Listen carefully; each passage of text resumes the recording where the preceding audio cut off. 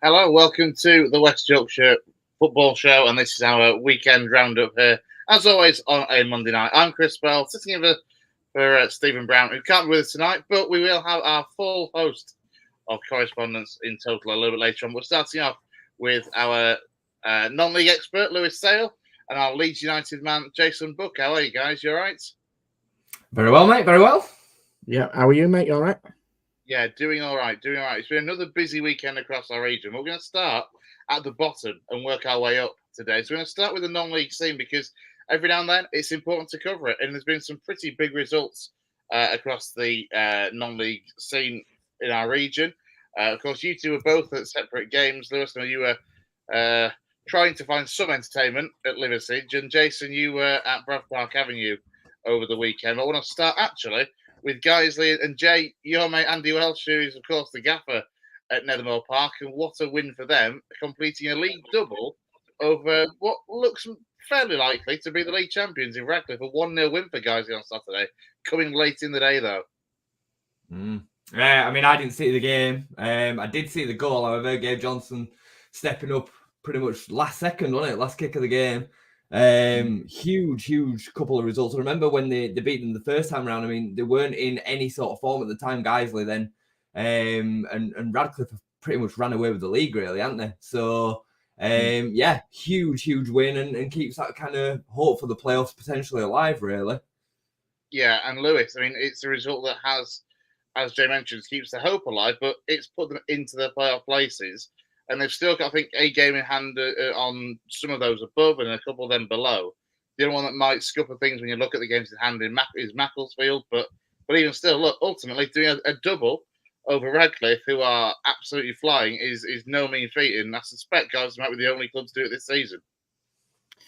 Yeah, I think you're probably right, and I think what will probably please Andy just as much with the result, obviously, is that to go and do it against, like Jay said, somebody against Radcliffe, who've, they're probably looking for a little bit of revenge to get back at guys after what they did at their place. But I've kind of watched some of the game back. Listened to the interview from Andy as well today, and it's a superb win. I mean, you wouldn't expect a fail to get a header on it in towards the 87th minute, but to flick it on is the way he did, and it was a really cool and composed finish from Gabs to put it into the bottom corner. But both teams had a few chances from what I've seen.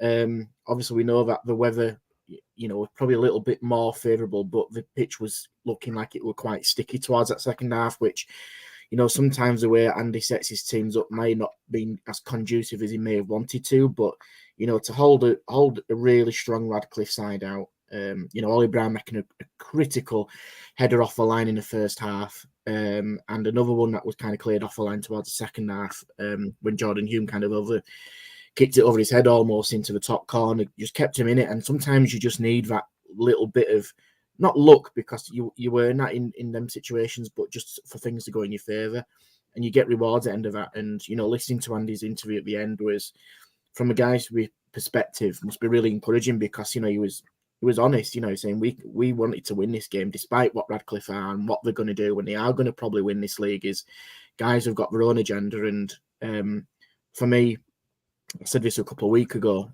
for me, they're probably at the moment one of the most impressive teams in this league. They've come from almost mid-table, change around in management team. Andy's kind of got some players that he's familiar with and almost changed his style, and probably changed about half the squad within that meantime. To get those set of players not only together in doing what they should be doing, but to get the results is massive. And it wouldn't surprise me at all if guys is just stuck around in them playoffs now till the end of the season. Yeah, absolutely. So, looking at the table, Radcliffe, it was a 15-point gap. It's now only 12 again ahead of Hyde. Then Warrington, Rylands, who will come on to in a second. Marine, then Guiseley sitting fifth. They've got a game in hand on the two sides above them. But Macclesfield, who sits sixth, have two games in hand on Guiseley. That, look, we've said a lot this season just how tight the Northern Premier League has been at both ends of the table, Lewis. Yeah, I think so. And I think this is where, it is that famous football saying where, you start getting to the business end of the season, but it really is, for a lot of teams, you can probably, almost discount Radcliffe in a way. I know that they've not probably been as consistent in recent months than they would at the beginning of the season, but they're likely to win it. The playoff chase is exciting.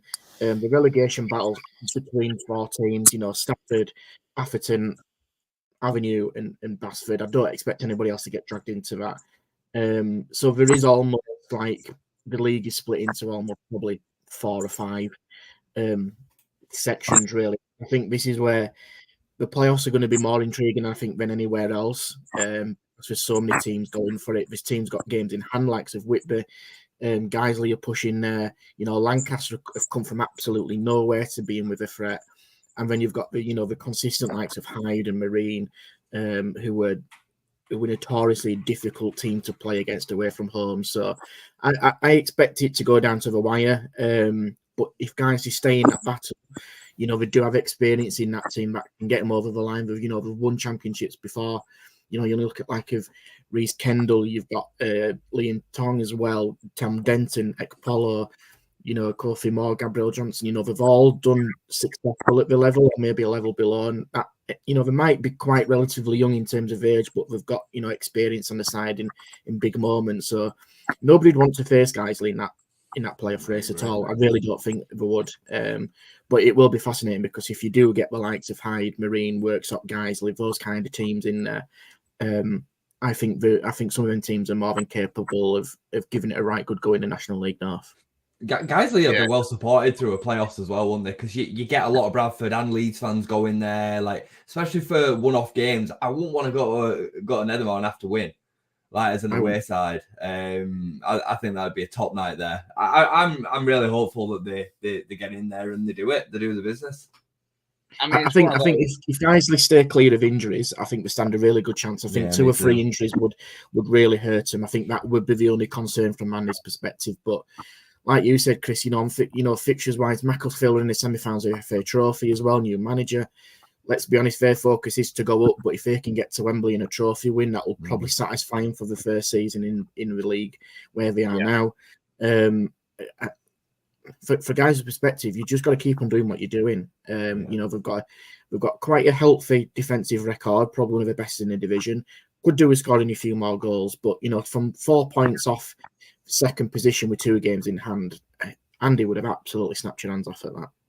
Well, that's the thing, isn't it? If they can get, a really good finish this season and get second or third so that they go into the playoffs as the home side, it comes back to what Jay was saying about they'll get a good crowd down in Edinburgh, but obviously there's a long way to go between now and then. It's going to be interesting to see what they do. Of course, one of the sides that's currently occupying third is Warrington Rylands.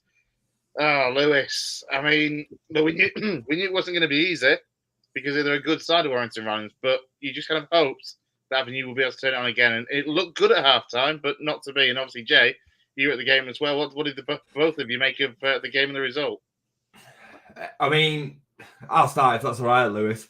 Yeah, go for it. The first half, they were excellent, Avenue. They were absolutely excellent, and they took a deserved lead in at half-time. Bar maybe 1 or 2 moments in the opening 10 minutes, and I'm not talking clear-cut chances. They dominated the play, and once they scored the goal, they dominated possession as well, which was so pleasing to see, like really, really pleasing to see. They pulled Warrington all over, and Will Lancaster in front of the back 4 played extremely well. The new lad up front, I forget his name now, Adrian Thibault, was excellent, pressing from the front, really quick and effective with what he was trying to do. Clever touches in between defenders. I was really, really pleased with the Avenue performance, considering the opponents as well. They didn't give Warrington a sniff first half. Very similar to a situation that me and Lewis saw the other week when we watched Avenue together. Warrington were a bit fortunate to have 11 players on the pitch at half-time. I forget the centre-back's name now, but he... James Butler wanted it. James Butler, that's the one, yeah. James Butler, he got himself a yellow card for a standard, pretty much, standard foul about halfway through the half, and then pretty much a carbon copy of the tackle just before half-time, maybe 5 minutes before half-time. The referee had a lot of time to think about it, eventually pulled him over to one side and had a chat with him about it instead of giving him a second yellow, which is what it was. then lo and behold, the second half comes and he doesn't come out for the second half. It was one of them where the manager saved him from it because he knew the very next one was the yellow card. So I felt a bit sorry for Avenue in that half. But what I will say is Warrington applied themselves much better in the second half, started moving the ball much quicker. They put a lot of pressure on a very young Avenue backline. They started pumping balls into the channels and gave them a lot more to deal with. But, you know, moments win games, and Warrington equalised, and then Avenue managed to get themselves back into it. A great bit of skill by Harrison Hopper down the left-hand side, took it towards the byline, absolutely stonewall penalty that he wins. And I can't lie, from the second that Jordan Preston picked the ball up for the penalty, I felt like he was going to miss. It felt like, and I know he scored a crucial penalty the week before, but it felt different. It was almost like they knew if he missed, not only did they not win the game, they also would go on to lose it. And that's exactly what happened. It weren't, you know, he didn't put it wide or anything like that, but he didn't strike it with any conviction. Hit it straight at the keeper. They save it. And I would say no more than 2 or 3 minutes later, they score from another set piece. It was 2 set pieces that undid Avenue on the day. So really, really disappointed. But I do think that they can feel proud about the first half, certainly, and the fact that they pushed Warrington so far. So, yeah. Lou? Yeah, I think I will. To be honest, where I was listening to the game as well. In terms of the commentary, you know, they were actually saying very similar things to what Jay said. You know, it's ironic because Butler's just come back from a suspension. They obviously does that in the first half, and I think even from their perspective, they were saying, you know, they were really fortunate to just stay to 11 men till half time. You know, I think there'll be disappointment, especially 1-0 up at half time. You know, I've had a few people message me after the game and talk to me about their thoughts on it, and you know how Warrington probably just got one up tactically on us and just had a better shape and came out stronger in that second half. And I think we've said it for a long time about Avenue. It's just naivety and inexperience to deal with big moments in big games. But like I say, you can't take anything away from Warrington. There's a reason why they're third in the table. I believe that they actually are in the top 7 divisions, the only unbeaten team away from home, which shows how strong they are away. And, you know, let's be honest, you wouldn't have had Warrington Rhinos to be that team who were unbeaten away from home in all top 7 divisions. So credit to them. They've got experience. And I think that was one thing that I noted as well coming off the bench. You know, they can bring the likes of Mark Duffy on, who's just got all the experience in the world. I was just going to say that they finished the game with the centre midfield pairing of Dean Furman and Mark Duffy. Yeah. I mean, they have got a combined age of about 80, but the amount of South African international as well. Yeah, over 50 caps. Yeah, South Africa's Dean Furman. Like, you know, there's some quality in that midfield, and that's the team that they finished the game with. So yeah, you're absolutely spot on. And I think, you know, from Avenue's perspective, I said this to a few people and actually posted it. I think this is actually a real good test of character now. They either go one way or the other. It's quite clear over the past month the style of play that Danny and Dean have tried to implement is working. Yeah. You know, being quite dominant in possession, like Jay said, trying to start from the back and build way up. And whether people think that's going to work or not is up for debate. But at the end of the day, Danny's a manager, and that's how he's wanting his team to play, and that's how they will play. They're not going to deviate from that. What will be interesting now is how they respond from that incident on Saturday. You know, to not only be 1-0 up, but to go and lose the game 2-1's massive at home. In a game that people, bizarrely, you know, looking at it from the outside in, would have never had Avenue to win it, but actually there were a few Avenue folk who actually felt we probably could go and win because of recent form and what we did at their place. So, listen, Whitby's a tough place to go. The fixtures coming up are really tough. Basford, who were just above Avenue in terms of league position, have got 3 unbelievably critical games to play. If they come out with probably 6 to 9 points, I personally think that could be the division done. In terms of relegation places, but it's all to play for, and I think this is only one thing you can give Avenue a bit of credit for, and the likes of Danny is probably 2-3 months ago it looked down and out that Avenue were going down, and they've now given themselves a little bit of hope with a bit of identity, a bit of structure. And listen, it might be too late, but what they've done is they've given themselves a chance to just give it a good go. And you know, people might be not expecting Avenue to stay up, so the pressure's on the others to hopefully get themselves out of it, but now it's up to Avenue to do what they need to do. Yeah, I mean, as you say, it's goal difference technically that separates yourselves from Basford at the moment, and that the dotted line with Basford just above it. Obviously, they have got that game in hand that is going to be so crucial. Turning our attentions then to kind of the rest of the non-league scene. Obviously, Lewis, you were at Liversidge versus North Ferriby United on Saturday, and whilst it wasn't a classic, it got you out to the local non-league game, please. Yeah, I think that's about much as we can say about both teams. The better. Honestly, it was just one of those games that you just turn up and you might as well have not nothing happened. One of those where both teams just completely cancelled each other out. What I will say is that even the North Ferriby manager at the end kind of said exactly the same. It just when it was a really poor game of football. From their perspective, they're still in a chance of getting in the playoffs. They said if you're going to play that badly and come with a point, fair enough. It's just one I think you can just write off. What I will give credit for, and I know we were just speaking before we came on air, is how well that pitch is looking at Liversidge, because literally 3 weeks ago, it was a swamp. It was unplayable. It looked like it was never going to be played again for the rest of the season. And seeing it on Saturday, yes, it did have a bobble, obviously is going to be, but how they've got that pitch into that condition is absolute hats off to the volunteers and the staff down at Sedge. But listen, 0-0 against Ferriby, not a bad result. Liversidge, you're not going to go down. They're not going to get in playoffs. We've got an experienced coaching team of Jonathan Rimington, John Deasy and Ryan Tolson. They've got some players in there who are, decent enough for likes of Jack Card, Jeremy Malambo, Joe Walton's a stalwart at Liversidge who just gives absolutely everything. We've got a decent going about the two centre-backs, Kurt Harris, Dan Hurtley at the back, very strong in that division. So I think Liversidge will be just quite content of just seeing the season out, building for the next season and seeing if we can go for a push for the playoffs. Yeah, I just want to touch on another side in the MPL East, and that's Pontefract. They got a really good win over a Bridlington side that are kind of, again, not looking like to go up at all. Definitely not going up, but probably won't go down either, but a 3-0 win for them. And they are well in that race for the playoffs at Pontefract Collieries.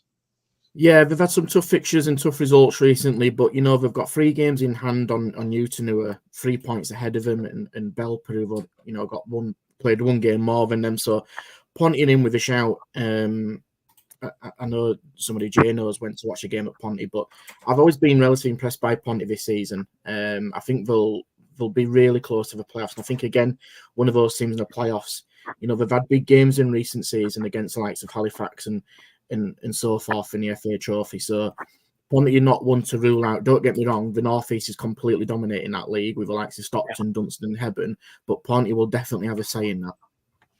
Yeah, as you say, Stockton at top, Dunstan, Hebburn, Newton Aycliffe, of course, North East as well. They'll occupying that final playoff place. What else? Anything else that's caught your eye across the non-league scene in our region? Probably just to mention for a few other things as well. So Halifax picked up a really good result at home to Boreham Wood 2-1. I know we called that last week.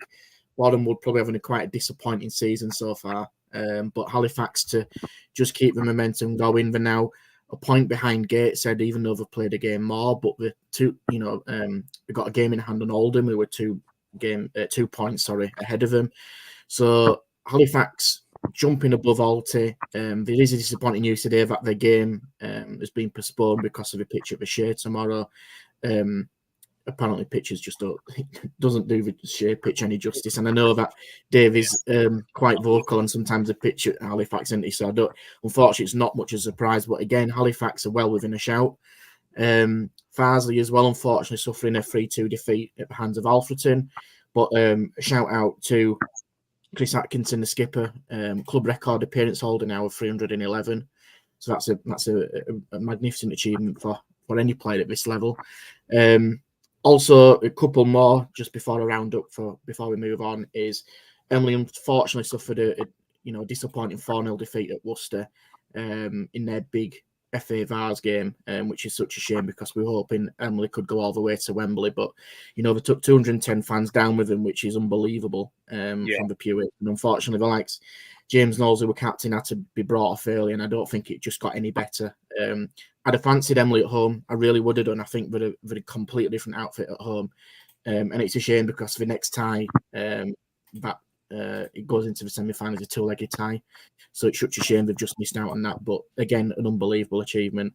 And kind of on another sour note, fortunately, like people have seen it as well. There's an interview going around on non-league in our local region of Roy Mason at Steeton.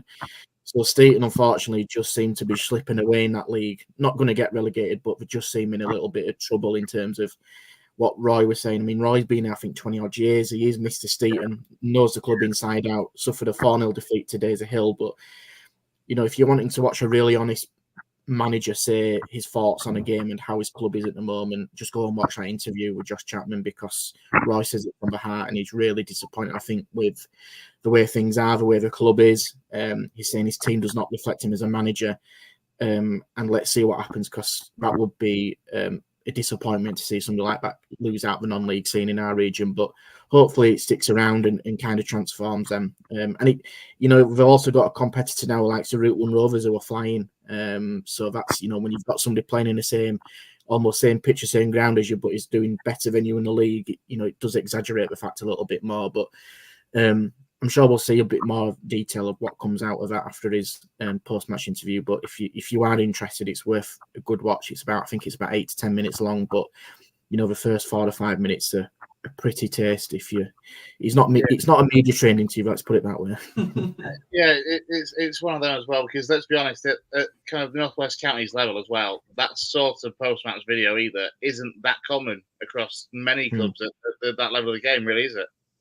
No, I mean, we know Josh well as well from our, from time as well speaking to us, and we see him a lot of games. And I think sometimes you've just got to be honest, and unfortunately, sometimes we might not always see it with other clubs, and at this level, it is such a difficult, kind of thing to go with, because at the end of the day, the lads are part-time, they're going to move to different clubs, they're going to probably go follow the mates, follow different managers they've had in the past, and there is a massive merry-go-round in non-league compared to the, the upper leagues that we're going to be talking about. But what I will say is that, Roy does literally bleed green and white for Steeton, and he will do everything he possibly can to make that work. So let's see what happens. I know Roy's been involved in this before. He sent, quotes to us before, and it would be great to hopefully speak to him at some point when it's end of this season or beginning of the next, and see how that pans out. But yeah, that's kind of where we are non-league. It's probably not the most positive roundup compared to previous weeks with, quite a few losses. Halifax kind of flying the flag in the National League. But the good thing is, the North Counties East League is just thriving. So many battles in there. Campion Emily coming up, not this week, coming up the week after.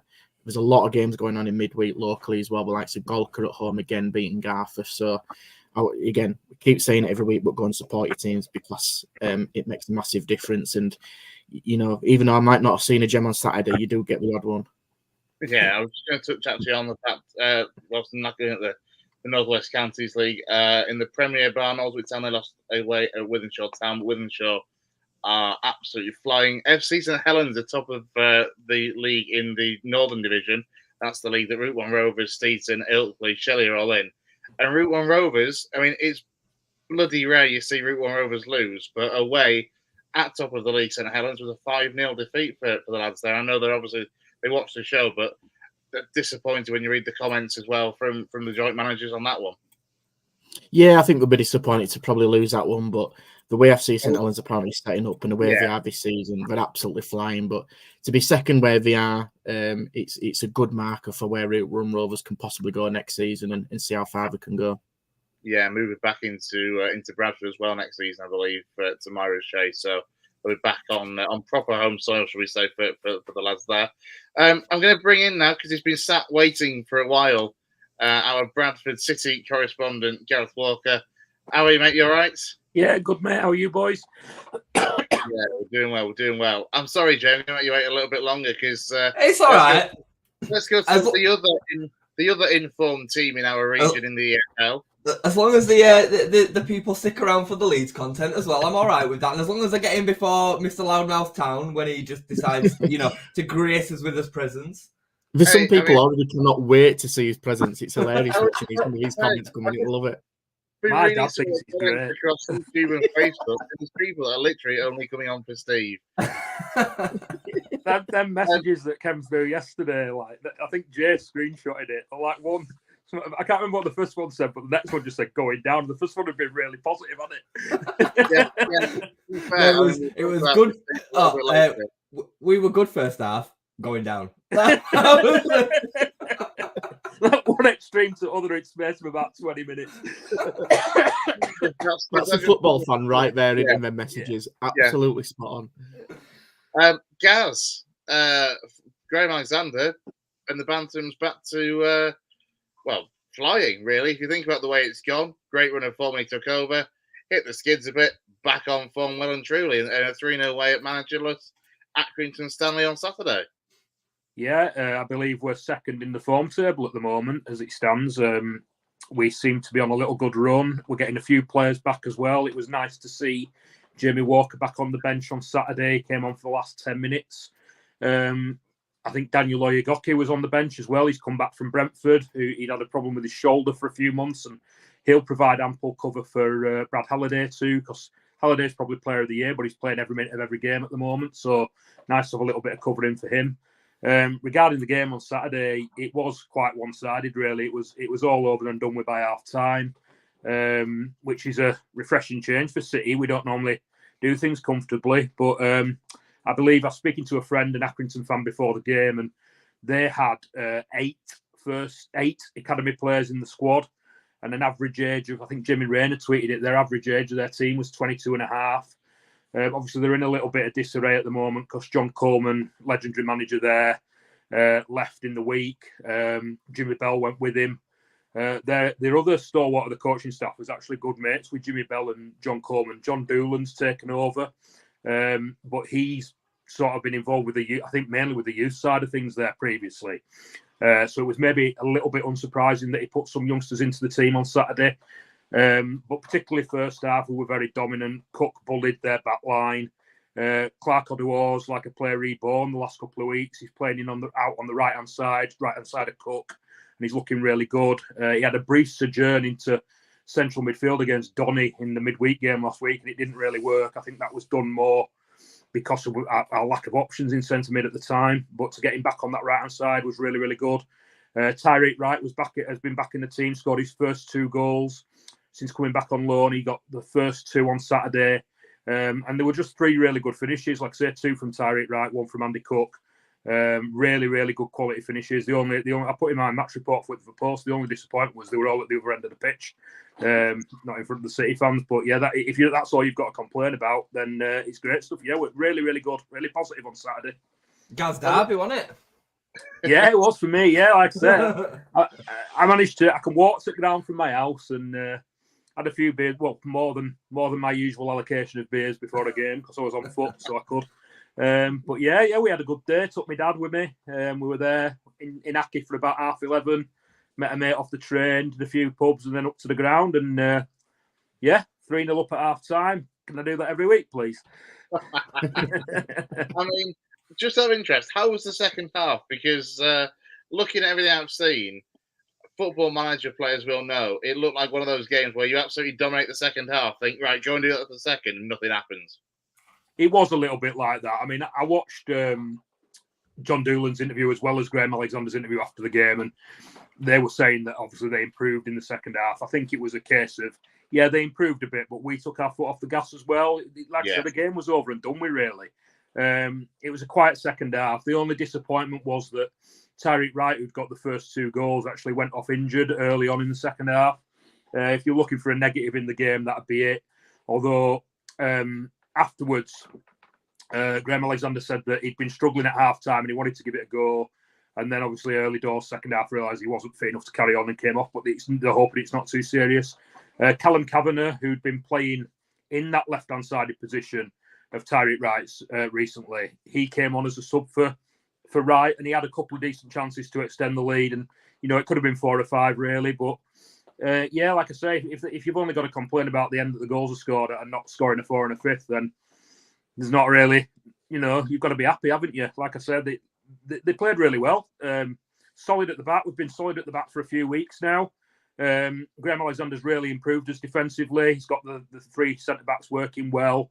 Halliday bombing up and down the right. Lewis Richards played left wing back on Saturday. Alex Gilliard went back into central midfield because he's played at left wing back a couple of times recently.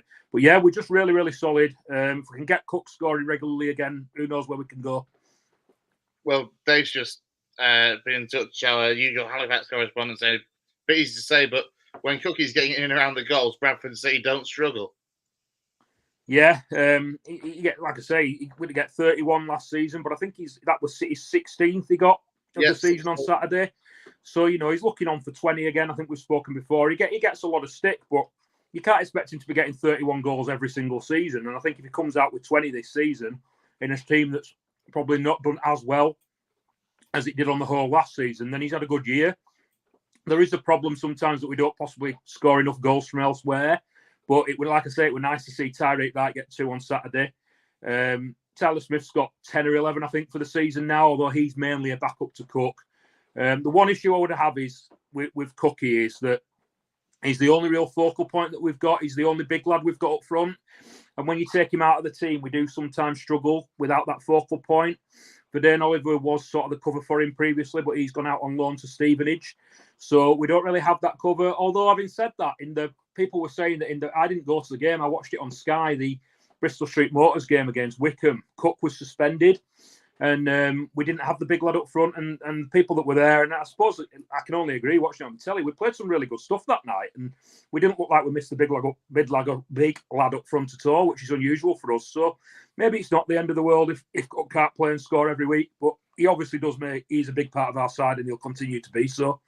Yeah. Excuse me. Let's talk table then, because as it stands, Gaz, occupying that mid-table position of 12th, but 5 points off the playoffs, 2 games in hand on Gillingham in 7th in that final playoff place, 2 games in hand on Wimbledon, who are just below, games in hand on Walsall and Morecambe. There's only Crawley that are level on games. So, being the form side, how giddy are you getting? How much do you think you can do it? Not too giddy, being a Bradford City fan. I don't think you can really. We are very inconsistent. But then so are a lot of teams in that division, and that's why it's so packed from like 6th or 7th down to, I don't know, is it 14th, 15th? Everyone's in with a shout getting that last 1 or 2 playoff spots. Everyone's inconsistent. It's the same old story that it is every year. Whoever manages to put a run together at the end of the season will have a chance of getting that 7th place.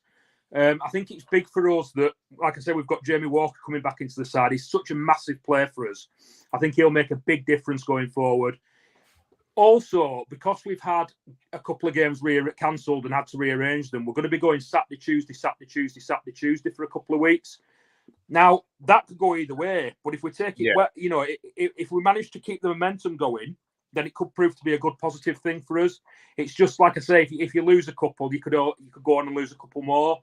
So I think if we carry on this Saturday, Tuesday thing starting tomorrow night, we're at home to Forest Green tomorrow night, who are second bottom, I believe, still. Yeah. Although they had a good win on Saturday, a very unexpected win on Saturday, actually. So there'll be a tough opponent. But if we can win that sets us up nicely going into the following Saturday, Tuesdays that we've got. We've got Notts County coming up on a Tuesday night. And we've got Barrow away coming up on a Tuesday night. So they're 2 more big games. The one that you would probably think is the toughest out of that little run is we've got Mansfield at home on Saturday, who are absolutely flying at the moment. I think they've gone top now, haven't they? So, that's going to be really tough. But other than that, there's nothing to say that we're any worse than any of the other teams in that little pack around the playoffs. So, yeah, we've got a good chance. It's just about keeping the form going for as long as we can.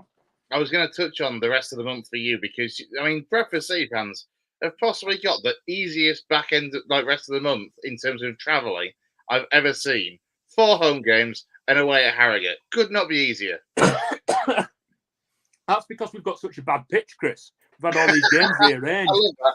Who'd have thought of bad pitches now potentially, actually, with this home run of these 4 games at home in the month, could actually turn out to be an advantage. That's exactly it. We had because the game last Tuesday against Doncaster, that was a rearranged game.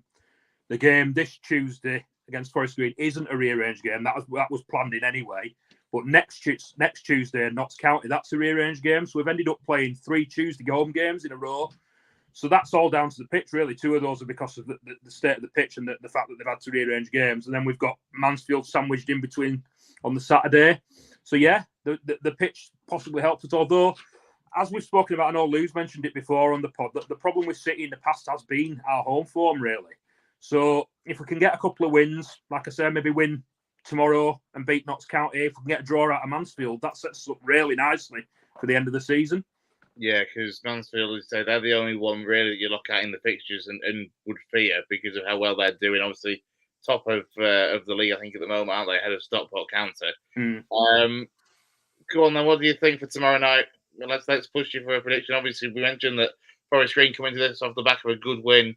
I think it was against Walsall on Saturday. So they'll be buoyed by that. But I don't know. I mean, as a neutral, and this is very easy for me to say, I'm just looking at the fact that you're at home, you're in good form, and I can't stand Forest Green and a lot of the stuff about them. So come on, Bradford. It sets us up nicely to lose, doesn't it? At home and in good form against second bottom of the league.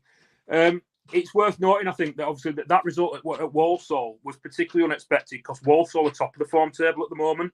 They've been playing really, really well. They were the side that probably ahead of us looked like surging up and gate crashing the playoff party. So that was a massive, massive result for Forest Green on Saturday. You've also got the sodded law of the X. We've got Emmanuel Osadebe coming back, who was absolutely maligned at Bradford as being a terrible, terrible footballer. And he's gone to Forest Green and he's scoring quite a few goals and looking quite prolific. I believe they're playing him as a number 10. And so I don't know if they're building the team around him, but he is sort of quite a key player for them. So he'll be pumped up tomorrow night as well. It's all like I said before, at home against second bottom of the league, in good form. Emmanuel Osadebe coming back. It worries me a little bit. Can we break the law? Can we break the law of Bradford City and win that game? If we do, that could set us up well. Yeah. Just saying as well, Gaz, is it how is the kind of vibe amongst the City fans? Because obviously, there has been obviously murmurings about Alexander Style, but obviously you've just announced season ticket prices, haven't you, this week as well, which have taken a slight increase on normal. How are people reacting to that? I think the increase in prices was expected. I don't think people were under any illusions that it was going to go up. They actually did a survey earlier on in the season, basically asking sort of fans' feelings about the season ticket pricing and whether they'd be willing to pay a bit more or whether they were happy with things are. People I spoke to, most were willing to pay a little bit more. I know that obviously overheads are going up. There's the old line that came out in the interview that Sparks and Gent and Alexander did that basically were self-sustainable. Ruck doesn't put any money in, so any money that the fans put in is what we've got to spend. Really, that your season ticket money is where your budget comes from. So yeah, I think I don't think the prices are going to put more people off. What might put people off is if we have a bad end to the season, like you said. People have been rumbling about Alexander and his style of play. I think it splits the fan base because I'm quite happy. I don't mind. I don't think it's any more boring than Mark Hughes players passing it around at the back and not progressing it through the thirds and playing in front of teams and not penetrating. To Winning games helps, doesn't it, Gaz? Say again, mate. Winning games helps, doesn't it? Well, exactly. I mean, to me that is more boring than trying to get into the final third. I want to see intensity and I want to see chances created on goal, and I don't really care how we do that. And as Jay points out, when you're winning games, the style of play pales into insignificance. Like I say, it'll depend how the end of the season goes, because I think people say, season tickets will take a hit. They might do, but I think a lot of people underestimate the loyalty at City. I think there is a lot of fans that will renew regardless at City. And if they do that and they give the manager a decent budget, then I don't personally. I'm more optimistic now for next season, definitely, than I was 2 or 3 months ago. I was saying on Saturday that when you look at our squad, we've said all season that we need to make a lot of changes to it. When you actually look at it now, I don't think we need to make too many changes to the squad. I think there'll be maybe Matt Derbyshire will probably go, Liam Ridehouse might go, Harry Chapman will probably go because he's a player you'd expect to be playing, and Alexander doesn't seem to fancy him. But if you can replace those 2 or 3, and you can probably get, I don't know, he might go back to Brentford. Tyreek Wright, can you keep Tyreek Wright? That's going to be a big one. John Tompkinson, right-hand-sided centre-back's been absolutely fantastic since he came in on loan from Norwich. Looks a real class act. If we could keep him next season and we can keep that solid back 3 of Kelly on the left, Platt or Stubbs in the middle and Tompkinson on the right, that's something to really build on for next season. But like I say, it's whether we're able to keep hold of John Tompkinson. That's a big problem for us. If we can, it'd be fantastic. Jay's just noting down your words on the squad there for mine and his football manager save. That's all he's doing now. Oh, of course, yeah, I forgot. You're Walsall, aren't you, Chris? And he's Bradford. I am, yeah. One game, one win for JB, one draw for Chris. That's where we're at. Oh. Yeah, that's the story we've got for now. There might be more on that later on. We're going to bring in then. Apparently, he's the star of the show, judging by everybody's bloody comments. So there you go. It's Steve. What have I missed? To see you. It is. Well, I mean, here we go. Let's just show you these. There's one here. This isn't such a nice one, I'll be honest. I don't think many of them were that nice, if I'm honest, Chris. Let's see what else I can find. Where are we? It was very early doors. Like where? I mean, I've got a slight bones picking that, and that's the word Huddersfield kid. He's nearly as old as me. It's all right. Lee actually does really like me. I don't know the fella, but I'm sure he does. I mean, here's Lee again. Where's that Huddersfield kid? Only tuning to watch him and giggle. I mean, that's fine. That's fine. As long as I make you laugh, Lee, that's all I'm here to do, mate. Whatever brings in the numbers, eh? Whatever brings in the numbers. What would you rather be? Would you rather be a kid or a loudmouth? No, I don't know. To be fair, a loudmouth, Gaz. He could be a bit of a small brat that's a loudmouth kid. So, but anyway, is there any nice comments? No. Oh, right. Quite nice. Let's get to the championship then, and I mean, again, I feel really bad because Jay's been waiting for the entire show. Yeah, leave me last. Is that what we're saying? Go on. Have we done non-league Lou first? Yeah. Waiting for you guys, aren't we? Lou's had a chance. He's had more than 10 seconds. Love it, mate. Steve, Get in there. Around the region. So, I mean, it's just another defeat for Town, isn't it? Well, to be fair, you should have just done Jay so he could have gone off because I'm sure he don't want to hear what I need to say. I know he does. Mate. Well, yeah, I'm all for it. No, well, yeah, it was just, we're going down, aren't we? Yeah, that's about all I can say, to be honest. First half was all right. Wasn't brilliant. Second half was, I don't even know if they're professional footballers that we can call them in the second half because they were just that bad. Third goal's a great goal. It's a rocket. But the other three, just I can't believe. Is Steve getting nervous yet about the table? I've been nervous since we hired Darren Moore, mate. That's when I started getting a bit nervous. I want to touch on the messages, Steve. We briefly mentioned them before you joined us earlier. That in our group chat on Saturday, 12:52. Good performance so far for us. Good performance so far for us. Nobody replied. Nobody put anything in. Next message to the group: Steve at 13:26, going down. I was sat having a Mother's Day meal with my family, and I just started chuckling, and my dad was like, "What are you laughing at?" I showed him them two messages. I mean, Steve there summing up every football fan in the country when their team is doing all right and then it goes to pot. So, yeah, I mean... In 22 minutes, mate. In 22 minutes, West Brom ruined my weekend. 22 minutes. It wasn't even like, we'll start from the beginning. It was that short of a time span period. I thought I'd entered a different universe.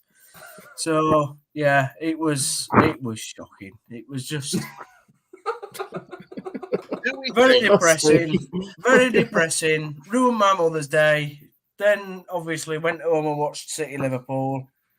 Drank 3 bottles of whiskey while that went on, so I presume it ended 1-1. And then, fell asleep and we woke up Monday morning and here we are, boys. Thanks for this. Is that you, Jay? That's me. Yeah, sorry, I just couldn't help myself. I mean, let's quickly get. Oh, Jesus. I hope nobody pauses it on that and just Steve's going to get spammed, isn't he? That had his number on it. Sugar. Yeah. You should have mentioned that, Chris. Thanks for that. I didn't even see that. Sorry, my bad. Lilo, Steve, Lilo. Do we think... Jay, I actually hate you now. I hate you. Jay, I hate you. Can we put Jay's number on the thing, I'm sorry, please? I didn't even think about that. I'm sorry. Before this completely loses all shape whatsoever. Already has, mate. Already has. do we think Brighton Writer is going to get things sorted out and turn things around? Yeah, I do. Yeah, in all sensible comment, I do think we've got enough games that are winnable. We've got Rotherham, we've got Stoke, we've got Birmingham, Millwall. These are sides. Yeah, I know Millwall's on a good run, with obviously Harris, but they can't win every game, can they? They can't go on and win after win after win. So in terms of the fixtures that we've got left, they're actually better than the fixtures that we had last year under Warnock. So I don't see why he can't keep us up. I mean, I was very depressed within the WhatsApp chat on Saturday. Sunday. I can't not deny it. But we've got enough in the tank to stay up. It's just if we can get the results from teams around us, the points that we need. It's a real shootout, isn't it? Sorry, Chris. I just think it's a real shootout because when Town played us, I came out of that game saying there's absolutely no way that they go down. And then they back that up with two obviously pretty poor performances from what I've read and heard and obviously seen. Whereas then Stoke come to Ellen Road and play quite well for large parts of that. And then you think, well, maybe they can now stay up. And then you're seeing like weird form. Sheffield Wednesday have obviously won 4 on the bounce before playing us. So they look like they might have the form to stay up. Blackburn fighting back for a point the other day. It's like, it's a real shootout who gets it together over this next 9 games. Yeah. Very, very much so. Yeah, it is. How's Brighton United changed things for you, Steve? Like in terms of, obviously, we kind of, and not even from Darren Moore, but in particular, obviously, from that caretaker spell Jonathan Willington had, obviously, it's still early days for him. But how's Brighton United changed things? What have you been able to kind of pick up on so far? Yeah, we play a more pressing style. I think, unfortunately, because of the players that we have, it's difficult for him to totally go with the system that he wants to play. He had Bergzorg, Thomas. I mean, we had at the end against West Brom, we had Ward, Bergzorg, Thomas, and somebody else up front. I've wiped it from my memory, but basically we had 5 attackers on the pitch, and the game was gone by then. But overall, his style of play is to press the back line, and West Brom really struggled with that in the first half. The keeper looked nervy. The centre backs looked very not good on the ball. I mean, they've got Kyle Bartley at the back, who I've actually quite liked for a number of years, but he just looked really nervous on the ball every time, like Bergzorg and particularly Radoni went to go press him on that left-hand side. He just couldn't wait to get rid of it. So, in terms of my reading of Brian Wright, what he's struggling with is that he's probably got his first 11 and he's got 1 or 2 subs that he can make every single game. But that's it. Like, that's what he's got to work with. And that's the problem with our squad. And I think if we can, God forbid, touch wood, survive, I think next year we will see a radically different Huddersfield Town team. We just will, because of the type of players that he wants. I mean, Booker, unfortunately, has had more illnesses than Florence Nightingale had to fix in whatever war she were in back in the 1600s, unfortunately. He's been injured. He's just not had a chance, and he looked really good against Sunderland, and he gives us that bit of pace at the back, which means that we can push up the field. If you look at the first goal against West Brom, unfortunately, the goal came from Pearson not pushing high enough up the pitch. And we talked about this, me and Zach and Callum, on the Town podcast the other night, where because you've got Pearson at that left, that full back position, he is not one to bomb forward, so he's the last man always on the back line, and that's where West Brom caught us, and then it just went downhill from there, of course. Going forward, then, I mean, as you say, it's going to be tight with the fixtures you've got coming up in this run to the end of the season, Steve. Where do you see it going? Well, I think if we can't beat Rotherham on Saturday, I think us 5 should decide to play for the club, because we'd have more chance. So definite 3 points. We need it on Saturday. And then, you look at, like I said, the games against Stoke, Millwall and Birmingham. they're just massive. They're just absolutely massive games because people are just taking points off each other. God forbid where we'd have been if we hadn't got 3 points off Sheffield Wednesday, and hopefully, like, we've got Coventry after Rotherham. I'd take a point against Coventry. It's not games on Sunday that will send us down, but unfortunately, what happened Sunday was the goal difference. If we'd have lost 2-1, I wouldn't have been as down about it, but it's the goal difference that can just make all the difference.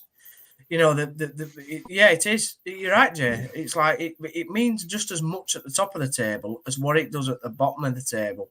And, you look at the Premier League and what the goal difference might mean there. You look at the bottom of the Championship and the goal difference by Rotherham is very tight. Very tight. Is it surprising, Steve, and this is not being critical at all, are you surprised by his starting lineups at the moment, Brighton Writer? No, not really. But except for Matos, I think that's the big question. Yeah, the only thing for me is why are we being told by Chelsea that we can only play him for a certain amount of minutes? Because if that's right, that's disgusting in my opinion. Like, you've sent him on loan, let us control what we do with him.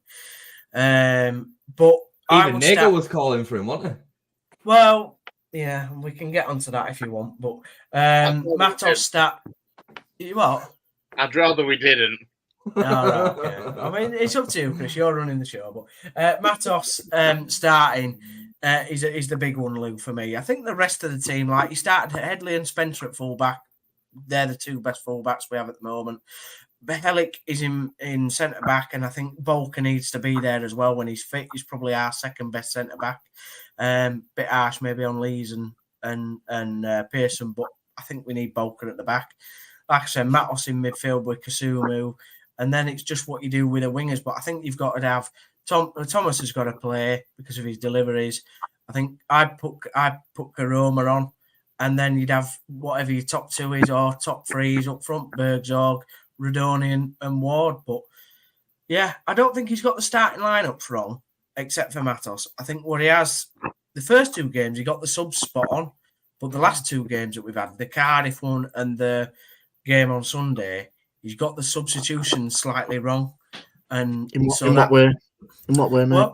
Well, he didn't put Matos on early enough. If he did, so when West Brom scored, he should have put Matos on straight away and maybe hooked Hoggy or hooked. I don't think I'd have hooked Kasumu, but I'd have put Matos on because we needed some midfield ballast. Spencer wasn't having a great game, so I'd have changed him. And then, yeah, I'd have just made the changes a lot earlier because by the time the third goal goes in and he's making the changes, it's too late. Game's finished.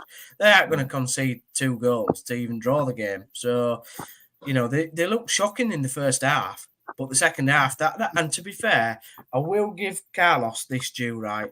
He's a very, very clever head coach. He worked out at half-time what the problem was and he fixed it, and without even making a substitution. That's how good he is. He's just a bit of a rat, but apart from that, he's a quality head coach, and that just shows you Brian Wright didn't make the first move, and Carlos did, and that changed the game for me. I think it helps you, Steve. I think it helps you that there's so many teams are down there, that there's so many teams that could end up in that bottom 3. I think that Huddersfield, looking at your squad, you've got a better squad than a lot of the teams down there.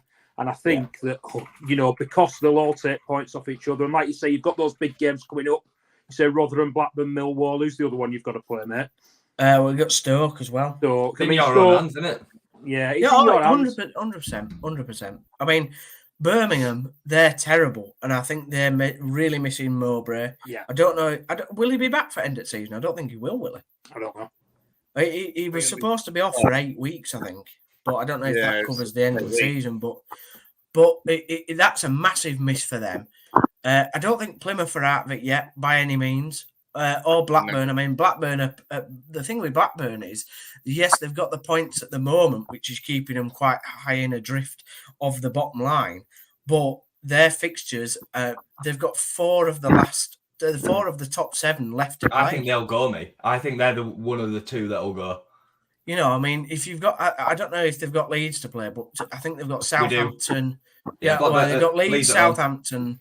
I think they've got maybe Hull and somebody out. They've got 4 of the last 7 to play, top 7 to play. I think it's dangerous fixtures for them. But yeah, but the ones that I'd be concerned about is not really us. I think it's Birmingham. I think it's Stoke, because I don't think their turnaround can go on forever. They look terrible. Blackburn and Plymouth. So it's in our hands, guys, 100%. But it's whether the players and Brian Writer can get into some rhythm. And it just feels like after them first 2 fixtures, mate, that these last 2 have taken all the air out of the balloon. And I don't really know why that's happened. No Town fan really can put the finger on it. Maybe you just gave it all in that massive derby. Oh, shut up, Jay. Go on now, Jay. Behave. Those crunch games that you've got, Steve. Those Rotherham, Birmingham, Millwall, Stoke. Are they coming up soon, or are they all spread out? Are they close together? So we've got Rotherham on Saturday, and then I'll just get up the fixtures. If you can rack up the points quickly, that's go on a bit of a run. But get the points on the board, don't you? I think your mates just said in the comments, you've got to win Saturday, haven't you? Yeah, you lose on Saturday or drop points on Saturday, then that's going to take the air out of the balloon even more, isn't it? 100%. So we've got Rotherham away, then we've got Coventry at home, and then we've got Stoke and Millwall. Then we play Preston, Bristol City, and the last 3 are Birmingham, Swansea at home, who are not safe yet, but they might be by then. Birmingham at home, and Ipswich away on the last day. But like the Birmingham home game, the Rotherham away game, the Millwall at home, and the Stoke away are just massive. I mean, the Millwall at home and Birmingham at home, there's so much pressure on them games, particularly. It's unreal. Rotherham away. You can't be taking 3 points. Yeah, I agree. The 20 points behind everyone else. That is an absolute must win at this stage. As I was saying before, that takes the air out of the balloon even more, doesn't it? Yeah, 100%. You're really going to feel it if you drop points there. Yeah, what I'm hoping is that Preston don't really have anything to play for much by the time we play them. And I'm kind of hoping Bristol City and Swansea are the same. But maybe I'm a bit in dreamland there. Then Preston will. To be fair, there's a reasonable chance that all 3 of those will be kind of mid-table, and that'll be about it for them by that stage. Yeah. As long as you win on Saturday, then you back yourself at home against Birmingham and Millwall, wouldn't you? You'd back yourselves. Yeah. Because I just don't. After Rotherham, on the hope that it's a positive result against Rotherham on Saturday. It's obviously the international break as well. Then, now how big could that be? Actually, how much do you think after these last couple of games, and even if it is a win against Rotherham, you'd want the momentum. How important actually is a couple of weeks of rest and a couple of weeks on a training ground with Brighton Writer?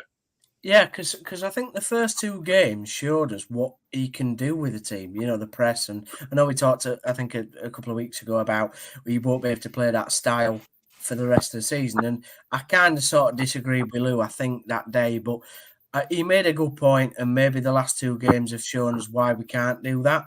And maybe Brian Wright has figured that out because of the players that he's got.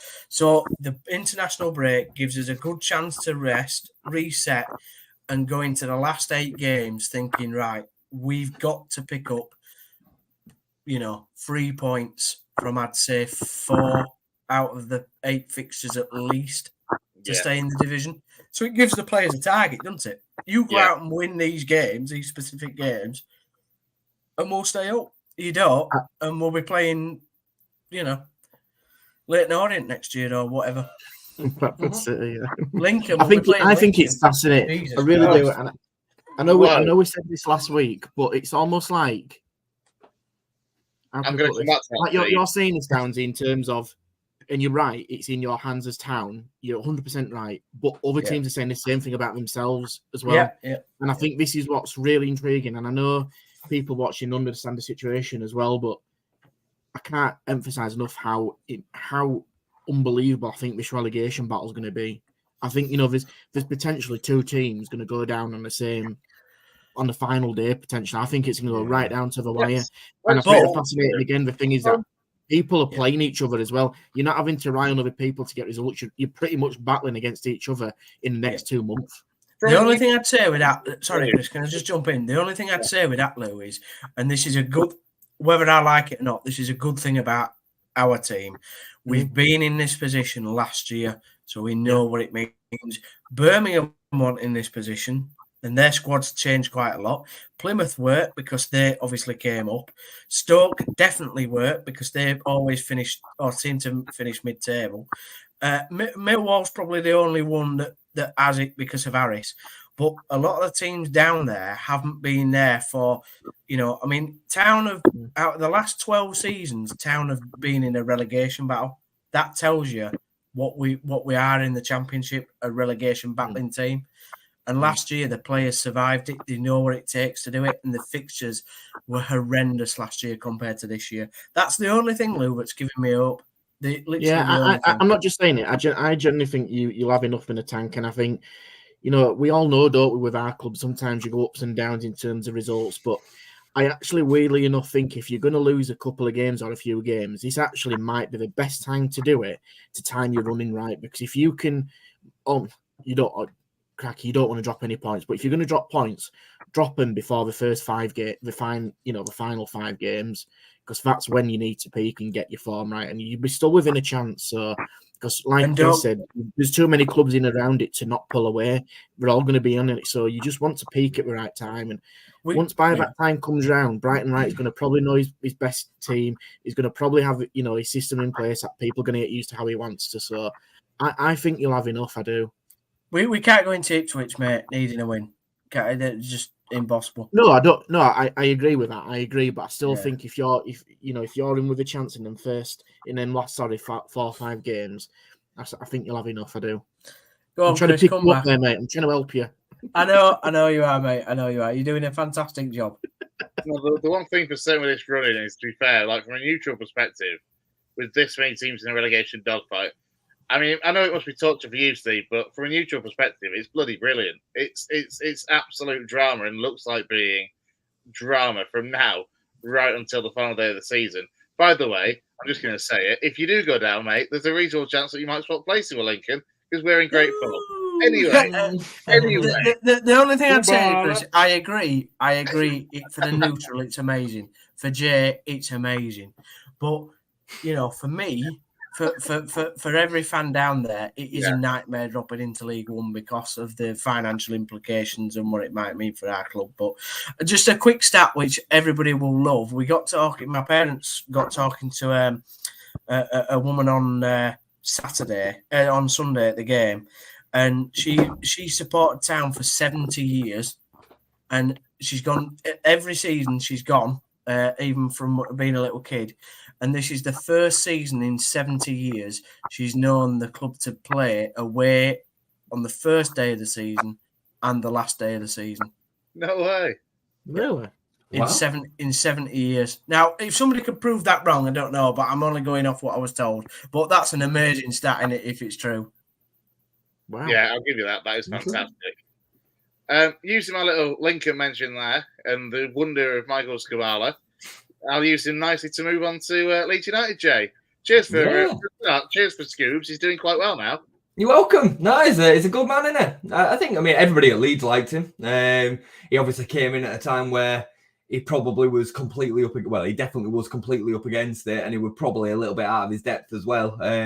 But yeah, he got us a nice draw at Old Trafford on his debut, and I think everybody, like I say, from Leeds side, is happy to see him go on and do well. Same, we wanted to see the same for Jacko, really, who went over to MK Dons and it didn't work out, and he's moved over to Australia now. So yeah, fingers crossed it continues for you, mate.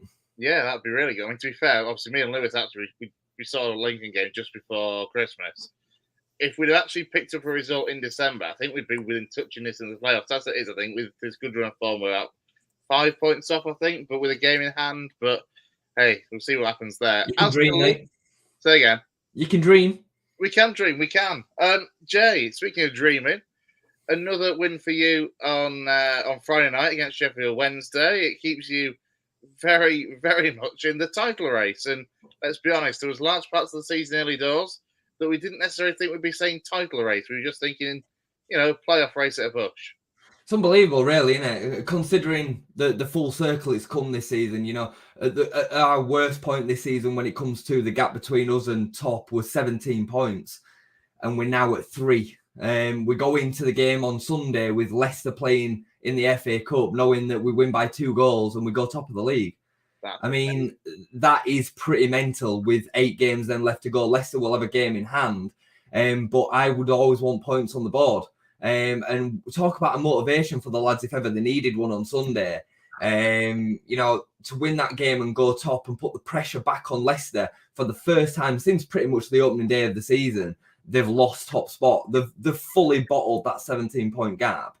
And they then have to the game in hand, I believe, is getting sandwiched in towards the back end of the season, the week before the last round of games.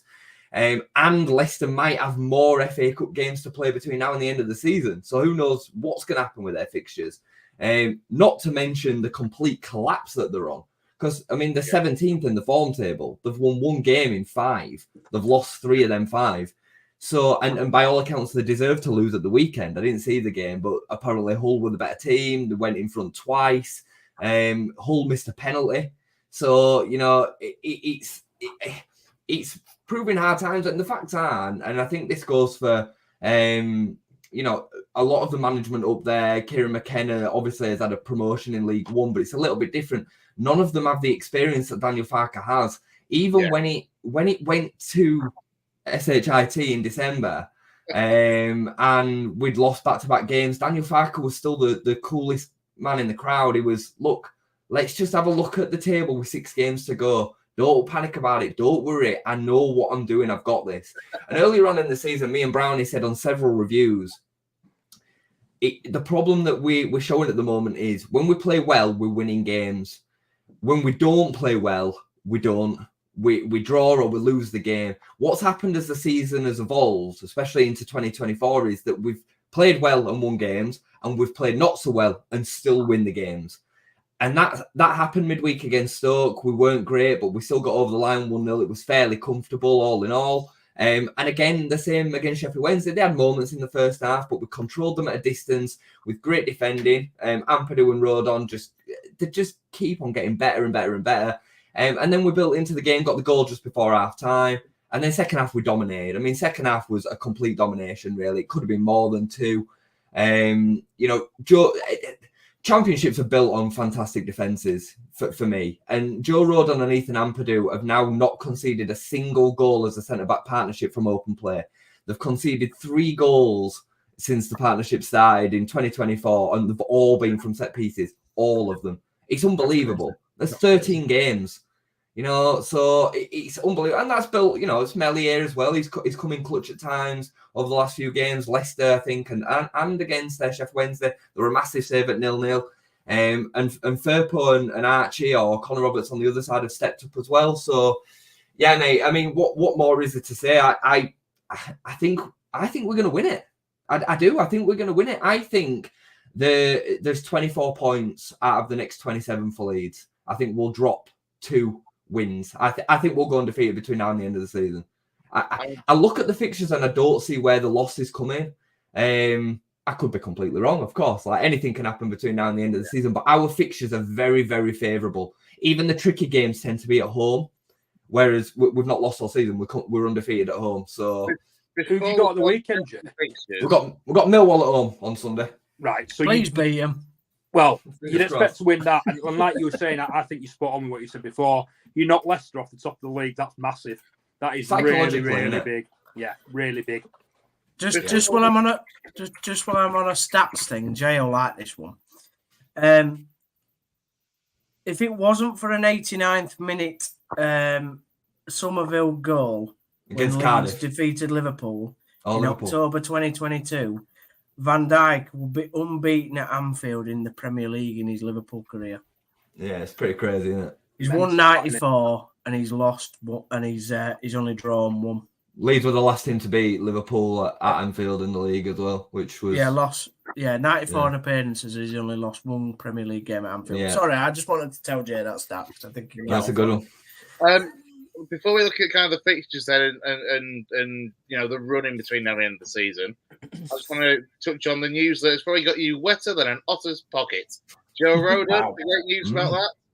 Yeah, I just read it before coming on. I don't get the opportunity to really look at stuff during the day so much when I'm working and whatnot. But before I come on stream, I'm frantically looking for any Leeds news. And James Marshman has revealed today that regardless of the league that Leeds are in next season, Joe Rodon is expected to be signing permanently, which, I mean, that's a monster signing. I mean, it's a big signing in the Prem for a newly promoted club, in my opinion. But if we keep on to Joe Rodon in the Championship with another season of Championship football behind him, he's fantastic, mate. I mean, he's been an absolute rock at the back this season. He's deceptively extremely quick. He's really, really quick on recovery. He'll head everything. Defensively, he's really, really smart. And I think the partnership with him and Ampadu, I mean, I know we had these conversations about Ampadu. I think me and Lewis disagreed on what we thought of him as potential. Honest, yeah, I did. But, I mean, he's our player of the season. He's actually our player of the season. I think Somerville and Rutter will come close in their votings because of the flair players and they're a little bit more exciting. But, I mean, the step back into centre-back since Pascal's been out, he's just on another level, honestly. And he's so good from that deep position, being able to drive the ball out. And against Sheffield Wednesday on Friday night, I mean, I'm guessing most of you watched the game. It was fantastic. Ended up picking up man of the match. And he's 23. He's 23. But it'll be even better next year when you're still in the Championship and you've lost the playoff final. I mean, maybe that could happen, mate. That definitely could happen. It could happen. Ampadu would be one that'd be around for another season, regardless of the division that we're in. I believe that. I think he's keen to kind of establish a bit of a home himself. He's been a bit of a nomad, hasn't he, over the last few years, been on loan here, there, and everywhere. Yeah. So he signed a long deal with us.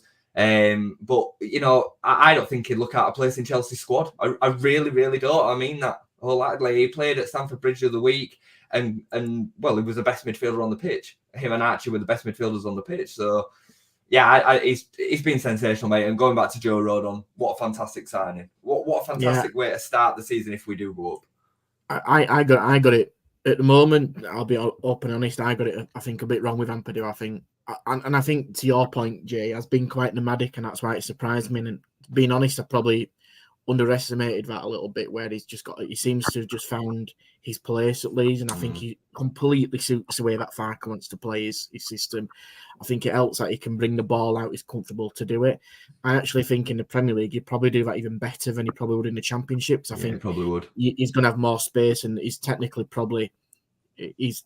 Premier League player, I think, by what I've seen of him, and you've seen far more of him than me. So it just seems to have found the right rhythm. And yeah, I think if you secure Rodon, I think it's solid. I think it's a decent signing for a team that could get promoted for sure. I think if you look at the bottom, 6-7 teams in the Premier League, they'd probably take one or possibly two of them. It's fitting. Everton, Forest, them lot, and you know, you kind of Fulham. You'd probably take the similar kind of player. So 100%. I think, you know, from your perspective, you just got to.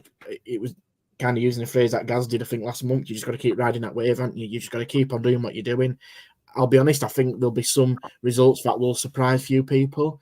You know, I completely get why you think you're going to go unbeaten. I'll be surprised. And if you do, you're guaranteed to go. There's absolutely no doubt about that for me. I just think there's going to be the odd one or two results that will just come out of absolutely nowhere that will just keep the anticipation going for the rest of us. But you look at you guys, and you are the form team. You're the ones to be, which actually I think for you guys suits you, because you used to be in that team to be knocked off your perch.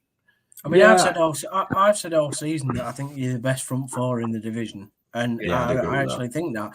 I think your squad compared to Sheffield United squad is absolutely embarrassing, to be honest. It's different kettle of fish. It's just a different level at all. Like, they deserve to come down and be nowhere near going back up next year with the type of squad they've got. But I agree with Lou. Like, it's the Championship, isn't it? Anything can happen in the Championship. Anybody can beat anybody. And the only thing that I would say is, if you play like you did in the Sheffield Wednesday game in the first half, against a better quality of opposition, which you're now going to come up against, you know, you might get hurt slightly. Like, the second half you were unbelievable, but the first half it was poor. What I will say to that, and Chris, just remind me to come back to Ampadu because I just want to finish off on Ampadu. What I will say to that, and I said the same to Brownie in the review, is that we're not going to play brilliantly for 90 minutes every single week. And the facts are, these teams that we're playing against are desperate for points themselves. They're not thinking, playing Leeds United, like just roll over and just let them score and win the game. Like, I think that is what some Leeds fans think sometimes. I think they just expect to turn up and win. And the facts are, first half, like against Sheffield Wednesday, we weren't at its best, but we still kept Sheffield Wednesday at arm's length. They had one chance at home on the back of winning 4 straight games. Let's get a hold of reality a little bit and say that's okay. We still came out of that half winning the game 1-0. So for me, we're going to have moments like that. And especially away from home, I'm all right with it. So, yeah, I agree with you. I think there'll be moments between now and the end of the season where we have moments like that.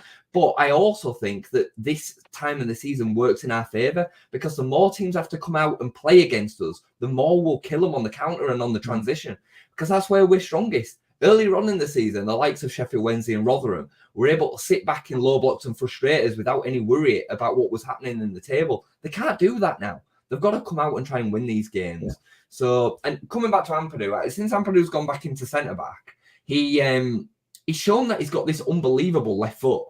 And nobody really knew that he had the ability with his left foot to be able to play the ball like he can with his right foot. And I think when he goes back into midfield, I would hope that the coaching team, Daniel Farke, will be saying, Ethan, you can build on your game in that area of the pitch because he didn't do that earlier on in the season. He shifted the ball to his right foot all the time. And having that kind of ability is what will be able to step you up and work in them spaces which you don't have quite the same time against the midfielders that you're going to face in the Premier League on the weekly. He'll be able to then transmit that. And I think that's the position he'll end up playing long term is centre mid. I think he's the biggest. I think the biggest plus for you is you've got a manager who is used to winning championships and going up out the championship. And I think when you look around the rest of the championship at the moment, you've got Maresca at Leicester, inexperienced. You've got Martin, who's never been in this situation in the championship. You've got McKenna, who has got obviously, Ipswich promoted out the League One. So in fairness, Farke has got the track record, and I think he was a massive stroke to get in. I absolutely do. I think it's the best appointment you could do. I think, if you do go up, I do think you need to strengthen him. But I think for this moment in time where you are, he's absolutely the perfect man, and he knows what to do to get you out of that league. And that's ultimately what Leeds need. I agree with you completely. I don't think it stresses him at all. I think he loves it. I think he absolutely loves it. And I mean, he's going for a record himself as Daniel Farke. If he wins the division this season, he'll be the first manager in championship history to win it 3 times. No other manager's ever done that. I think Warnock and Mick McCarthy have won it twice each with Daniel Farke. I mean, that'll put him above Bielsa in greatness, surely, then, for the championship. So, listen. Don't bite, Jay. Listen. Just look at the fixtures, actually. The Easter weekend for Leeds is the one that might look a little bit interesting because I think, obviously, Hull City go to Elland Road on the first hole, even though they've drawn the last 4, looking like a side to be reckoned with. Yeah. But before that, on the Good Friday, is Watford. Look, we can't talk about the championship without touching on Watford. I know it's out of our area, but the madness continues. Although, to be fair, by Watford standards, Ishmael lasted quite a long time. He did. He did. I mean, we put a big nail in his coffin when we beat him. I mean, I've just found the article. I can find it very quick. The link is that word, Chris. Tom Cleverley's Bradford lad. That's your link back. There we go. That'll do nicely. I can't believe he's managing. I can't believe it. I remember him making his debut. Yeah. What's going on? It's absolute madness. But so he's in interim charge. I mean, I just want to reiterate the madness here because I found the list. So since Sean Dyche left in 2012, they've gone through Gianfranco Zola, Giuseppe Sanino, Oscar Garcia, Billy McKinley, Slavisa Jokanovic, Kike Sanchez Flores, Walter Mazzari, Marco Silva, Harry Gracia, Nigel Pearson, Vladimir Ivic, Cisco Munoz, Claudio Ranieri, Roy Hodgson, Rob Edwards, Slaven Bilic, and Chris Wilder. And Valerian Ismail now. Right, somebody take over. I need to recover. Seriously, though, I mean, it's just a matter of Watford. But actually, the fact that they're going to be going into this game after the international break with interim head coach Tom Cleary in charge, with the first home game for them since the change, that might actually end up being a little bit tricky. Perhaps it would have been had Valerian Ismail have continued in the role. Look, I mean, I've got the fixtures up alongside me here, and you can create a narrative for whichever fixture you want to look at. Neil. No. I'm being serious from a Leeds fan's perspective, because before each of these games, Leeds fans will without a doubt create a story in their heads as to why this one's more tricky than the next one, and so on and so on and so on and so on. And I think the facts are, when you just look at it within its entirety, we have got probably the best running out of all of the sides. I think Ipswich have got a similar set of fixtures. But where you look at where the games are played, Millwall, if that was at the Den now, I'd be a bit more worried under Neil Harris. At home, I expect us to still win that game. I do think it's tougher than it was 3-4 weeks ago. I remember us all talking when Neil Harris was being spoken about. I said, that'll keep them up. And straight away, I think they've won 3 out of 3. So the bounce back. I think they're already safe. Personally, I think they're on 43 points, 5 points clear. Out of the next 9, they will pick up another 6 points. I'm sorry, Steve, they will. They'll pick up another 6 points. It's an over 50-point season this season. They're nowhere near safe yet. Well, we'll see come the end of the season, but they won't be one of the bottom 3 for me. They just won't. No, I don't think they will be, but they won't survive on 43 points. No, they won't survive on 43, but I'm saying that they need maybe another 6 or 7. If you're saying 53, it's still only 10. I think they'll be comfortable. But anyway, we'll come to that. So we've got Millwall, Watford away, Hull at home. I think Hull at home is a really, really tricky game. They caused us a lot of problems when we played them earlier on in the season, and they've evolved and improved in January. I think their front 4 is arguably nearly as good as ours and Leicester, maybe just behind it. They've got some serious talent in that front 4. Coventry away after that, again, another tricky ground to go to with they've got a lot to play for. Sunderland at home, I would think 3 points. They'll have nothing to play for come that point of the season. Blackburn at home, I would expect us to win. Middlesbrough away, they'll have nothing to play for by then, I would have thought as well. Again, I don't think that they'll be getting dragged into it come that point. QPR away, second to last game of the season, I think could be really tricky because they're going to be in and amongst it. And QPR, for some reason, Loftus Road has just been a nightmare place for us to go over the years. And then we finish with Southampton at home. I think it'll be done by then, by the way. I don't think that game will be as essential as what it may be. We thought it was going to be earlier on in the season. So, and that's it. That's the 9 games. It's unbelievable, really. It's flown by, hasn't it? It really has. I've said I think we'll get 24 out of 27. I think we'll drop 2 draws. I could see us drawing against Hull at home and Coventry away. And Leeds fans will be flapping all over the place because that'd be back-to-back draws. But I think that's where our drop points come. And I think we beat Southampton in the last game of the season at home anyway. I think it'll be a partisan atmosphere there. This team are not the same as other Leeds reincarnations that have come before. They deal with the pressure much differently. We've been under pressure before this season and needed to turn the form around or pull a winner out of the bag, and we've done it every single time, really. So I'm not worried about them dealing with the pressure. I watch players like Gio Rutter, Ethan Ampadu, Chris Somerville, Joe Rodon deal with these games. But we'll see. We'll see. It's going to be fun.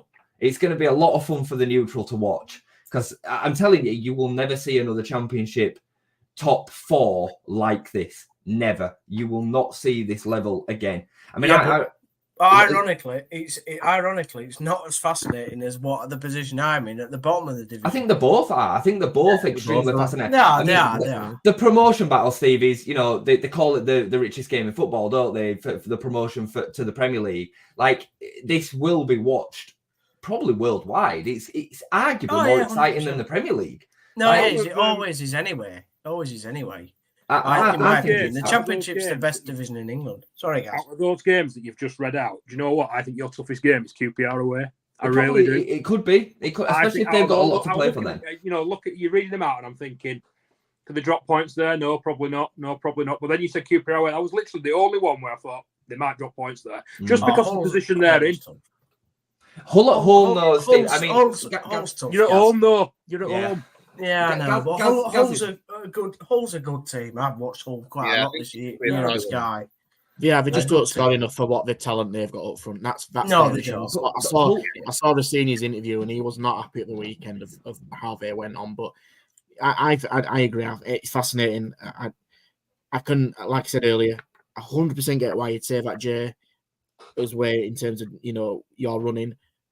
I don't know. I think there's going to be a lot of twists and turns. I'm not saying you think it's going to be comfortable. I know you're not saying that, but I don't think it's going to be comfortable for a lot of teams, especially Leeds. Imagine at the moment we're going to have a situation where one of those 4 teams is not going to go up, and that's crazy to think. Because arguably, you probably look on paper and they're probably stronger than the 3 teams who've gone up to the Premier League this year. I think if you look at it, I think. Leeds will probably will probably bravely battle in the Premier League to stay up. I think Leicester would probably adapt actually weirdly enough, probably better to the Premier League with the style they are now than what the Championship would be. Southampton would have to get experience in, and I'd see Ipswich probably doing a similar to a Luton at the moment. But for one of those teams to not go up, it's just crazy. I know you won't like it, Jay, but if you end up in the if you end up in the playoffs, it's a nightmare for you. I think it's a nightmare. I think that the playoff situation is going to be a totally different kettle of fish to speak about, and hopefully we don't have to deal with that from a Leeds perspective. But what I will say is the team that misses out between us, Ipswich and Leicester, I'm discounting Southampton to a point because I think they're probably in the mindset that we're probably going to finish in the playoffs. I know they've got a couple of games in hand and whatnot, but I think that's where the laddering is at the moment. I think whoever misses out of them 3 and probably finishes 3rd, I think they have the hardest task going into the playoffs. Yeah, that's psychological blow. The psychological battle to deal with that on the back of missing out on top 2, and they're going to be missing out on top 2 on 90 odd points. You're going to be talking 95, 96, 97, 98 points. So it's pretty crazy that is going to be the potential outcome. The year we went up, though, we were battling. We were in the top 3 all the time, right? And I think we knew at the time that we were going to be in the playoffs. So, I mean, it's a different season. Don't get me wrong. This is the toughest Championship season that there's ever been. But I do genuinely have this belief, and maybe I'm wrong. Maybe you lot disagree. But I think certain clubs are just fitted to playoffs. I think we are. I think, people like... No, I do. I have this thing about... teams and like Derby are not fitted to playoffs. Yeah, well, to be fair, mate, this is what I was thinking. Now, this is the reason I laughed, is that you're there thinking some teams are fitted to playoffs, and they're thinking, as a Lincoln fan, we bloody aren't. Like, I think I've seen us losing 6 sets of playoffs in my lifetime. Exactly, mate. It's mad, though, isn't it? Do you have that belief, the same as me, that some clubs are... Brentford had that hoodoo, didn't they, for a long time? But then they didn't. Until they did it. Until they didn't. I get that, Jay. I get that. It's a narrative created by the fans. It's a narrative created by the fans. But to go into a playoff final, mate, that's like when we went in with Reading, right? It was like 2 fan bases going up against each other that wished each other good luck, and whoever went up was just lucky to get up. That's not the case if it's going to be you and Southampton or you and West Brom or whoever in the playoff final. You will go hell for leather in that game and kill each other to death. It'll be like watching 2 Roman soldiers go up against each other. That is a brilliant quote. It'll be interesting. Kill each other to death. And what I will say about the playoffs, I come up with them guys sometimes. This is good as Steve's history lesson earlier about Florence Nightingale about 400 years before she actually lived. Yeah, that's true. That's true. Somebody taught me a lesson today. Thanks for that. What I will say about the playoffs, I've just looked through the fixtures. Southampton, I've got Ipswich away, Leicester away, and Leeds away. They could technically win all 3 of them games away from home, teams above them, and still not get automatic promotion. Yeah, it's crazy, isn't it? You're going to say, well, I read 2 weeks ago that the points total that Southampton were on at the time, I think it was 70. That no team has never not been promoted from the Championship with their points total, and there were 3 teams above them when I was looking at this league table. That shows you how competitive that top 4 is. Going to the playoffs conversation, I think a game against West Brom or Hull is very different to a game against an Ipswich or a Southampton. or even a Leicester, depending on where they're getting, where you get paired up with. I would hate to play against Hull or West Brom in a final, because I think on the day, I just think they've got so much less to play for. The pressure that would be attached to that would be massive for a Leeds, a Leicester, or a Southampton. So I completely see what you're saying, but I am not for a second buying into a narrative that certain clubs do well in a playoff environment. It makes no sense, because the players that are attached to it. Have you ever done well in a playoff environment, though? Have you ever? It doesn't matter. Like, no, because, but have you though? Just answer the question. Have you? Well, we've never won in a playoff final, but we've won in semi-finals and then not won in semi-finals. But that's what I mean, though. You've never gone up through the playoffs, and you've been in the playoffs. We've never won the championship until Bielsa did it. Like, what? It just don't make any sense. Like, the fans used to say, when we were in that running to win the league, Leeds fans were going out of their mind. Oh, we always bottle it in these situations. Leeds are not a team for doing this. Blah blah blah. And then we did it. Well, okay. So now what? I think playoffs are just different. They're just different. I love the playoffs, mate. I just think they're different. We went to Deepdale against Preston, trailing 2-1, and beat North End at their place 2-0 with 9 men. We then went to Carlisle in League One a couple of years later, needing to win 2-0. We go and win 2-0 in a playoff environment. Sure, the finals are one-off games. It's a bit different, but I'm not buying it that there's this attachment to a club that they can't do it in a playoff environment. It don't make sense. It took completely different. What do you think? Players and management. What do you think, Lou, Gaz? Listen, I'm a huge fan of playoffs. I think for me, I adore the playoffs. I actually really look forward to watching them. I think you've got to play the playoffs in a very different way from what you'd normally do through a normal league game situation. 100%. But I'm not saying it's a lottery. That's the wrong way to say it. But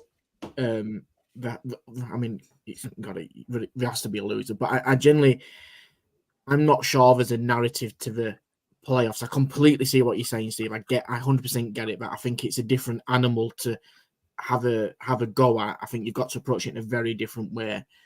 But I wouldn't be bothered who I played in the final, because I just think that final is anybody's to win. I think it is literally a flip of a coin, 50-50 down the line. I think if I were Leeds, I wouldn't like to play Southampton, West Brom, Ipswich, whoever. I wouldn't care, because I think they all bring different challenge in itself. And I'll be honest, the finals sometimes are actually probably the letdown of the whole playoffs. Yeah, they are. The masters of that. Yes, I know exactly. And I think there's so many nerves. And I think that's just generally in a lot of cup finals, where the nerves, the big game atmosphere and all that kind of stuff just, disintegrates the actual quality of the football. Do you think any of them would want to play us? No. None of them would want to play us. So they'll be all saying the same thing, won't they? Yeah, the bottom line they would, but you could also flip it saying, actually, how good would it be to beat Leeds in a final as well? Sure. So it works both ways, doesn't it? Yeah. My opinion is that logically Jay's right in what he's saying, but football's weird. Football is just weird. And I think that there's a lot that comes from the fans' feeling and the atmosphere that the fans create around games. And if fans are nervous and fans have this attitude that we don't do well in the playoffs, we never do well in the playoffs, it creates a negativity around the club. And I also think that for such as Leeds, because they're a relatively big club when they're in the Championship, and especially when they were in League One, the pressure is greater on on such a team than it is on a smaller team, and that can create a problem when you go into the playoffs as well. So logically, you're right; it shouldn't make a difference, but I think there is something in what Steve's saying that it can do. I agree with everything that you've just said, Gaz. Other than the fact that that's down to the players to be able to deal with that. We've had this before. We bottled if you remember going back to League One, we actually bottled the title that season. We were flying, and then we played Manchester United in the FA Cup in the January. And the form after that dipped because we were having this cup run. And even though we had the best team in the division, we ended up finishing second on the last game of the season. But that's more about the players being able to handle the occasion. And I think this team, this Leeds United team right now, has got everything that you would want to be able to deal with that situation, and the manager. You know what? I agree with that, but I'll also argue that it's more important, I think, that you've got 100% solid manager who knows what he's doing. And I think Ian made a really good point in some of the comments there about Mark Hughes. That is where the owners and the chairman employ the good managers to get the results and the outcomes that they need. Yeah. And I think the manager plays such an important role in them playoffs to, one, make sure that the tactics are right, to make sure his players are together, make sure everybody's ready, everybody's going to buy into what they do, but also that manager knows exactly at the right time to make the right substitution, because you don't get a second chance in the playoffs. And I think that's where your managers really step up. And I get the aspect of the players are out on the pitch and got to do the job, but for me, having a manager in the dugout and he's absolutely on it is the most important thing in the playoffs. Bradford City are a great example of that.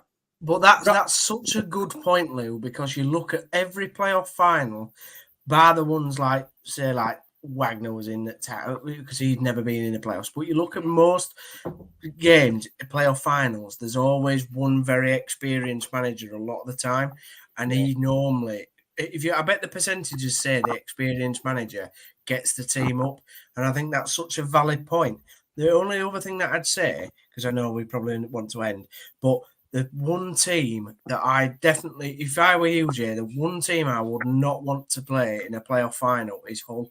Because Hull, I know you'll hate me saying this fact, but Hull do normally well in the playoffs. I would not want to play Hull.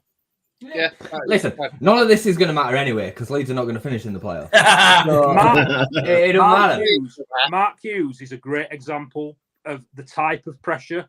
Because who would have thought that the jobs that Mark Hughes has had, that the pressure had affected him in League Two, and it really did. Some of the questions, the way he responded to some of the questions in interviews from Jamie Rayner, you could tell the pressure was getting to him to get Bradford City out of League Two. The way Ian mentioned it there in his comment about the way he reacted in the playoffs, his naivety, his negativity when we went to Carlisle away.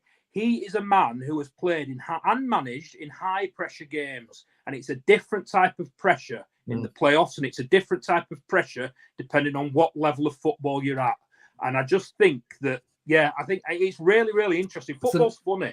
Now we've come full circle on this, talking about playoffs, and we're now putting it down to the managers, because Bradford did excellently in the playoffs under Parker. I remember watching that game against Northampton. They absolutely played them off the pitch. So are they a playoff team, or are they not when they play with Mark Hughes? This is exactly my point, though, right? Because we've talked about this before at City. We are 50-50 in the playoffs. I reckon our record's about 50-50. We're neither one or the other. You can't put us in either camp. City. Me and Chris are opposites. Chris hates the playoffs. I bloody love them, mate. Give me a playoff final every day, because I think Town will probably win it. But Chris, bless Chris little socks, he's been there 6 times and lost every time. You know, it's it don't matter. That's where I think we're winning the league.